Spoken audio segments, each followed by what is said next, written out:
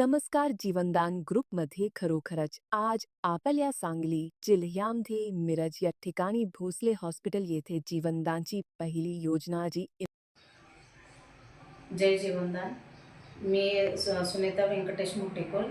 मी जीवनदान ग्रुपमध्ये 20 मेला जॉईन झाले आणि 3 महिन्यानंतर म्हणजे जे काय आपल्याला मदत मिळणार हे मला सोनवले सर आणि सुनील मोरे सरांनी मला सांगितले होते।